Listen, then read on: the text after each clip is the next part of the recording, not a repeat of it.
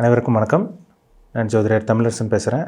இந்த channel first time பார்க்குறவங்களா இருந்தீங்கன்னா சப்ஸ்கிரைப் பண்ணிக்கோங்க, பெல் பட்டனை கிளிக் பண்ணிக்கோங்க, ஆளுங்கிற ஆப்ஷன் இருக்கும், அதையும் செலக்ட் பண்ணிக்கோங்க. அப்போ தான் நாங்கள் போடுற வீடியோஸ் எல்லாமே உங்களுக்கு நோட்டிஃபிகேஷன் வரும்.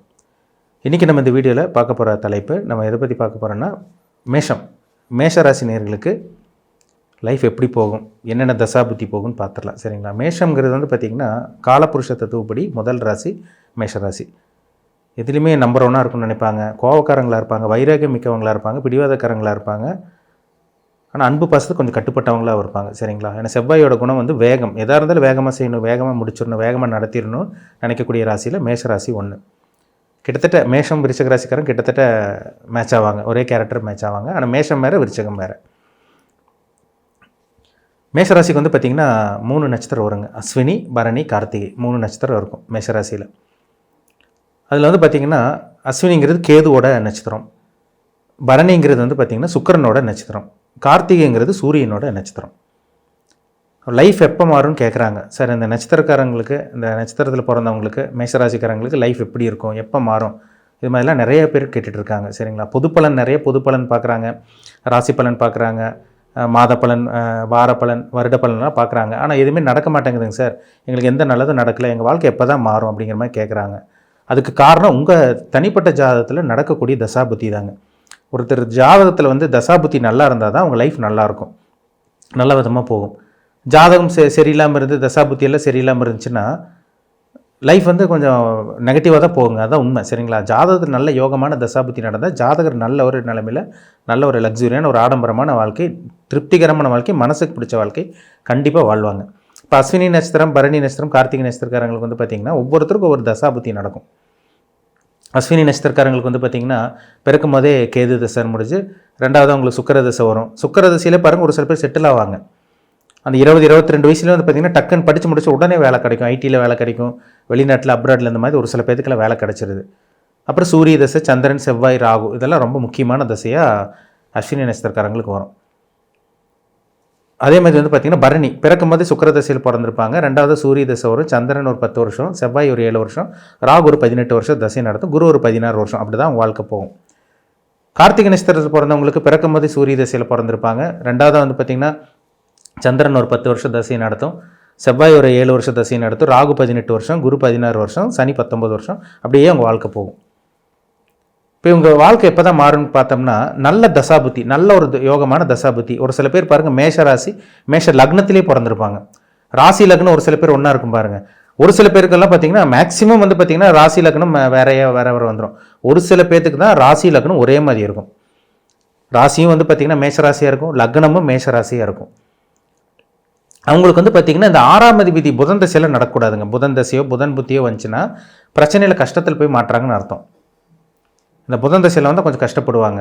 லக்னத்துக்கு நல்ல யோகமான தசை. இப்போ பாருங்கள் மேஷராசிக்காரங்களுக்கு கண்டிப்பாக ராகு தசை வரும். கண்டிப்பாக ராகு தசை வந்துடும். குரு தசை 16 வருஷம் கண்டிப்பாக உங்களுக்கு வரும், வராமல் இருக்காது. ஏன்னா மேஷம்னாலே பார்த்திங்கன்னா உங்களுக்கு கேதுவோட நட்சத்திரம், சுக்கிரன், சூரியனோட நட்சத்திரம். அப்போ கண்டிப்பாக உங்களுக்கு சூரியன், சந்திரன், செவ்வாய் 4வதோ 5வதோ கண்டிப்பாக உங்களுக்கு ராகு தசை வரதான் போகுது, கண்டிப்பாக வரும். 6வதா குரு தசை வரும். கிட்டத்தட்ட 6வது வரும்போது கிட்டத்தட்ட 45-50 வயசு மேலாம் தாண்டிடுவாங்க. அதை அவங்கவுங்க வயதுக்கு தகுந்த மாதிரி. ஒரு சில பேர் ஆரம்ப பகுதியில் கஷ்டப்பட்டு பிற்பகுதியில் நல்லா இருப்பாங்க, 35-40 வயசுக்கு மேலே நல்லா இருப்பாங்க. என்ன காரணம்? அதுக்கு அவங்களுக்கு நடக்கக்கூடிய தசாபுத்தி தான். இப்போ லக்னத்துக்கு லக்னாதிபதி தசை உங்களுக்கு செவ்வாய் தசை நடந்தால் ரொம்ப நல்லாயிருக்கும். செவ்வாய் தசை நல்லாயிருக்கும் உங்களுக்கு. ராசி அதிபதி தசை நல்லாயிருக்கும். ராகு தசை ஒரு சில பேருக்கு பார்த்திங்கன்னா ஆளை தூக்கி விட்டுரும், அப்படியே அடுத்த கட்டத்துக்கு கொண்டு போய் விட்டுரும். மேக்ஸிமம் பாருங்கள் அந்த மேஷராசிக்காரங்களுக்கு ராகு தசை ஒரு நடுத்தர வயதுக்கு மேலே ராகு தசை டச் ஆவாங்க. 18 வருஷம் ராகு தசை நடக்கும். ஒரு சில பேருக்கு ராகு தசை ஒன்றுமே பண்ணாதுங்க, ஆனால் குரு தசையை அடுத்த கட்டத்துக்கு கொண்டு போயிடும். அப்போ அவங்கவுங்களுக்கு ஜாதகத்தில் நடக்கக்கூடிய தசாபுத்தி தான். இப்போ 6ஆம் அதிபதி 8ஆம் அதிபதி தசாபுத்தி ஒருத்தருக்கு நடக்காமல் இருக்கிற வரைக்கும் ரொம்ப நல்லது. 6ஆம் அதிபதியாக வந்துட்டாருன்னா உங்களுக்கு பெரிய பிரச்சனை கொடுத்துருவார் உங்களுக்கு. ஒரு சில பேருக்கெல்லாம் பாருங்கள் குரு நீங்கள்லாம் பாருங்கள் மேஷராசி, ஆனால் பாருங்கள் ஒரு சில பேர் துலாம் லக்னத்திலையோ இல்லை ரிஷப லக்னத்திலையோ பிறந்திருப்பாங்க. அந்த குரு தசை பெருசாக வேலை செய்யாது அவங்களுக்கு. இப்போ நீங்கள் மேஷராசின்னு தெரிஞ்சிருச்சு. இப்போ பார்த்திங்கன்னா ஒரு சில பேருக்கு பார்த்திங்கன்னா செவ்வாய் தசை பார்த்திங்கன்னா வேலை செய்யாது. யாருக்கு வேலை செய்யாது? செவ்வாய் தசை பார்த்திங்கன்னா இந்த கன்னி லக்னத்துக்கும் மிதுன லக்னக்காரங்களுக்கெல்லாம் செவ்வாய் தசை வேலை செய்யாமல் போயிடும். அப்படி எதிர்ப்பு கொடுக்கும், கடனை கொடுக்கும், நோயை கொடுக்கும். அவங்க தான் சொல்கிறாங்க காலம் ஃபுல்லாக நான் கஷ்டப்பட்டுருக்கோம் அப்படின்னு சொல்லுவாங்க. பிறந்ததுலேருந்து இறப்பு வரைக்கும் 6-8 தசாபுத்தியெல்லாம் நடந்துச்சுன்னா பெரிய துன்பத்தில் கொண்டு போய் தள்ள வச்சிடும். அப்போ உங்கள் ஜாதகத்தில் பிறப்பு ஜாதகத்தில் என்ன தசாபுத்தி போகுதுன்னு பாருங்கள். என்ன தசாபுத்தி போகுது, என்ன பிளானட்டோட இம்பேக்டில் இருக்கீங்கன்னு பாருங்கள். ரொம்ப முக்கியம். முக்கியமாக சொல்லப்போனால் 6ஆம் அதிபதி 8ஆம் அதிபதி தசாபுத்தி நடக்காமல் இருக்கிற வரைக்கும் நல்லதுங்க. மேக்ஸிமம் உங்களுக்கு ராகு தசை நடந்துடும், குரு தசை வந்துடும். கண்டிப்பாக அதை கண்டிப்பாக அதை தாண்டி தான் போக முடியும். ஒரு சில பேருக்கெல்லாம் பார்த்தீங்கன்னா சின்ன வயசுலேயே வந்து பிரச்சனை வரும். ஆனால் வந்து பார்த்தீங்கன்னா பிற்பகுதி நடுப்பகுதி பிற்பகுதியிலலாம் ரொம்ப நல்லா இருப்பாங்க. ராகு தசை நல்லா இருந்து குரு தசை நல்லா இருந்து அவன் லைஃப் லாங் நல்லா இருக்கிற மாதிரி வரும். அப்போ இந்த ராகு ஜாதகத்தில் நல்ல ஒரு இடத்துல இருக்கும். 3, 6, 10, 11ஆம் இடத்துல இருந்துச்சுன்னா ஜாதகர் அடுத்த கட்டத்துக்கு கொண்டு போகும். வெளிநாடு கொண்டு போக வைக்கும், வெளிமாநிலம் கொண்டு போக வைக்கும், அடுத்தவங்களோட பழக்க வழக்கங்களை ஏற்படுத்தி கொடுக்கும், நல்ல மனிதர்களோட தொடர்பு, அந்நிய பழக்க வழக்கங்கள், அந்நிய நபர்களோட தொடர்பு ஏற்படுத்தி கொடுக்கறது எல்லாமே ராகு திசையில் தான். ராகுனாலே வெளியூருக்கு உண்டான கிரகம், வெளிநாட்டுக்கு உண்டான கிரகம். குரு தசை ஒரு சில பேருக்கு நடக்கும்போது வந்து பார்த்திங்கன்னா நல்ல செல்வந்தராக இருப்பாங்க. நிறைய மேசராசிக்காரங்க பாருங்கள், அஸ்வினி பரணி கார்த்திகை நட்சத்திரக்காரங்களுக்கு கண்டிப்பாக அவங்க குரு தசை டச் ஆகாமல் இருக்காது. கண்டிப்பாக குரு தசையை பார்ப்பாங்க 16 வருஷம். ஆனால் இது எந்த வயசில் உங்களுக்கு வருது, நீங்கள் என்ன நட்சத்திர பாதம், என்ன நட்சத்திர பாதத்தில் பிறந்தீங்க, அஸ்வினியா பரணியா கார்த்திகையா, இது பார்த்தா தாங்க நம்ம ஃபுல்லாக சொல்ல முடியும். சரிங்களா? ஏன்னா ராகு தசையும் குரு தசையும் ரொம்ப முக்கியமான தசையாக உங்களுக்கு வரும். பெரிய தசைகள் 18 வருஷம் ராகு தசை நடக்கும், குரு ஒரு 16 வருஷம் நடக்கும். ரொம்ப முக்கியமான தசை. இப்போ இதெல்லாம் நீங்கள் பார்த்தா தான் துல்லியமாக தெரிஞ்சுக்க முடியும். பொது பலன் பார்க்கும்போது, ராசி பலன் பார்க்கும்போது அது பெரிய அளவுக்கு இம்பாக்ட் ஏற்படுத்தாதுங்க. ஒரு 15லேருந்து 20% தான் பேசும்.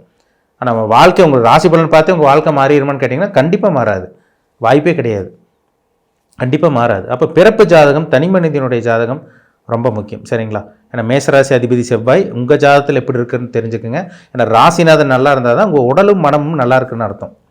ராசிநாதன் கெட்டு போச்சுன்னா மைண்டு ஸ்டெடியாக இருக்காது, குழப்பவாதியாக இருப்பாங்க, ஆரோக்கியத்தில் பிரச்சனை வரும். இது எந்த ஒரு விஷயமா இருந்தால் சிந்திச்சு செயல்பட முடியாது. எல்லாமே ராசிநாதன் கெட்டு போனவங்களுக்கு கண்டிப்பாக நடக்கும். அப்போ உங்கள் பிறப்பு ஜாதகத்தில் ராசிநாதன் நல்லா இருக்காருன்னு பாருங்கள், கெட்டு போயிருக்காருன்னு பாருங்கள். நடக்கக்கூடிய தசாபுத்தி என்ன தசாபுத்தி போகுதுன்னு பாருங்கள். நல்ல தசாபுத்தியா, கெட்ட தசாபுத்தியா, உங்களுக்கு யோகமான தசாபுத்தியா, அவயோகமான தசாபுத்தியா, உங்களுக்கு சாதகமான கிரகமாக தசாபுத்தி நடத்துதா, இல்லை பாதகமான கிரகத்தோட தசாபுத்தி நடக்குதா, இதை பாருங்கள். இதை பார்த்தா தாங்க நம்ம டீட்டெயிலாக துல்லியமாக சொல்ல முடியும். சரிங்களா? உங்கள் தனிப்பட்ட ஜாதகம், பிறப்பு ஜாதகம் பார்க்கணுன்னு விருப்பப்பட்டீங்கன்னா கீழே இருக்க வாட்ஸ்அப் நம்பருக்கு உங்கள் ஜாதகத்தை அனுப்பிச்சுடுங்க, அப்பாயின்மெண்ட் வாங்கிக்கிங்க. நம்ம என்ன எதுன்னு தெளிவாக பார்த்து தெரிஞ்சுக்கலாம். ஏன்னா உங்களுக்கு ஒரு ஐடியா கிடைக்கும், ஒரு ஃபோக்கஸ் பண்ணிட்டு போயிட்டே இருக்கலாம்.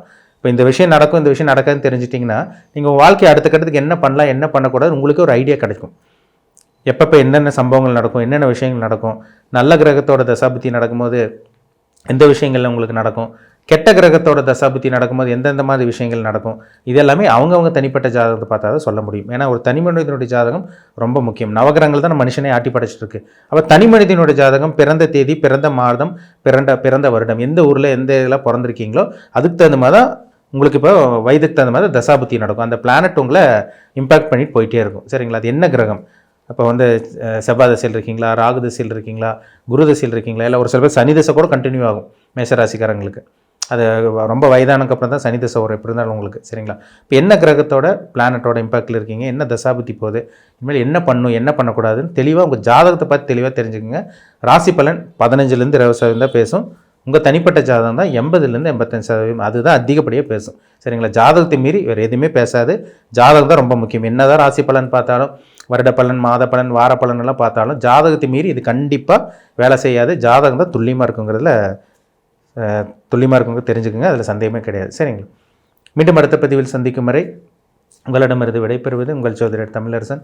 இந்த சேனல் பிடிச்சிருந்தா உங்கள் நண்பருக்கும் உறவினருக்கும் ஷேர் பண்ணுங்கள், லைக் பண்ணுங்கள், சப்ஸ்கிரைப் பண்ணுங்கள், பெல் பட்டனை கிளிக் பண்ணிக்கோங்க, ஆல்கிற ஆப்ஷன் இருக்கும் அதையும் செலக்ட் பண்ணிக்கோங்க. அப்போ தான் நாங்கள் போடுற பதிவுகள் எல்லாமே உங்களை வந்து சேரும். நன்றி, வணக்கம்.